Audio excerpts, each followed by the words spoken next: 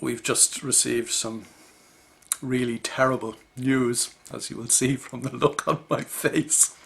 One of the families that we have known here almost since we moved to France nearly 13 years ago is leaving the region. They are going off, to be quite honest, I don't care where they're going off to, other than the fact that they have provided us with enormous amount of entertainment over the last 11 years, and indeed some of the core material for my book, Normal Crazy People. These guys are simply in a league of their own.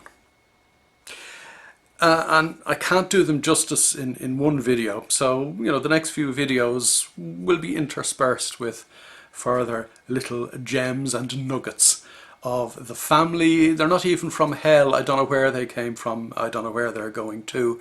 And the point is, they don't know either.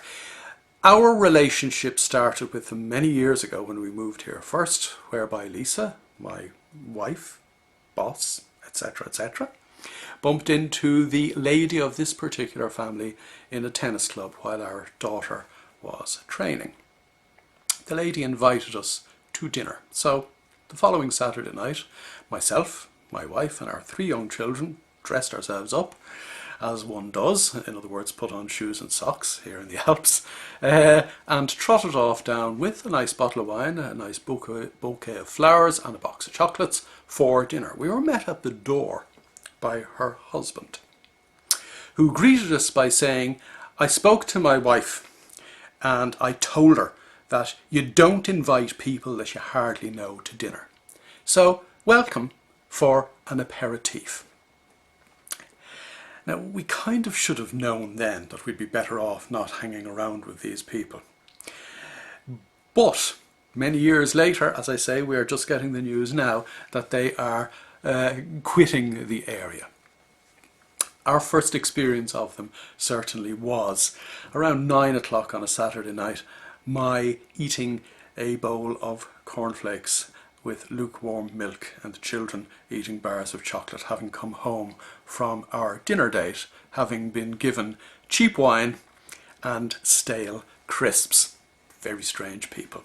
But that's only the start of a wonderful adventure that we've had with them over the last 11 years, which includes claims that their 16-year-old son had got a job in Barack Obama's administration as a comedian. I'm not making this up, and I do need to explain this as we go, including the extent to which they believed their son was the next Roger Federer, and when that seemed to be going nowhere, they thought he might win an Olympic gold in downhill skiing or be the world's #1 DJ, or as I said, work in the White House. Evenings with these people were simply amazing.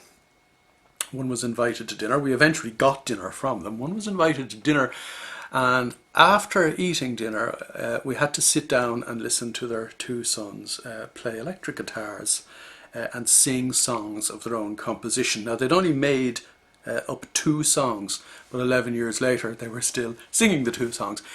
I had a friend and a client over for a couple of days with me, and I explained to them that once the tennis thing had fallen on its face, once the downhill skiing had fallen on its face, once it had emerged that one of the sons wasn't even very good at DJing, they decided the 2 sons were going to be rock stars and bought them Marshall amplifiers and Fender and Gibson guitars. We're not talking about muck here, we're talking about haut de gamme, top of the range.